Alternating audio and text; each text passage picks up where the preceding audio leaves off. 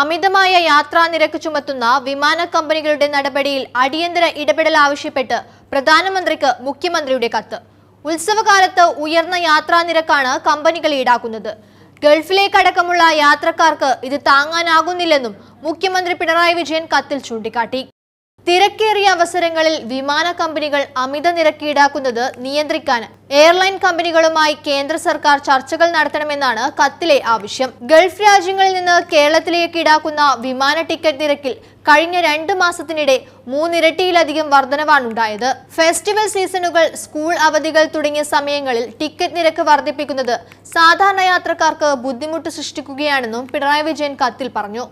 മാസങ്ങളോളം വിദേശത്ത് ജോലി ചെയ്തുണ്ടാക്കുന്ന ചെറിയ സമ്പാദ്യം വിമാന ടിക്കറ്റിനായി നൽകേണ്ട അവസ്ഥയാണ് പ്രവാസി തൊഴിലാളികൾക്കുണ്ടാകുന്നത്.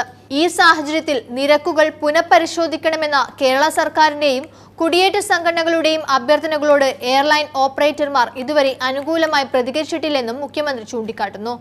അതിനിടെ ഗൾഫ് രാജ്യങ്ങളിലെ താഴ്ന്ന വരുമാനക്കാരായ തൊഴിലാളികൾക്ക് ഉത്സവ സീസണുകളിലും അവധിക്കാലത്തും ന്യായമായ വിമാന നിരക്കിൽ അധിക ചാർട്ടേഡ് ഫ്ലൈറ്റുകൾ സർവീസ് നടത്താൻ സംസ്ഥാന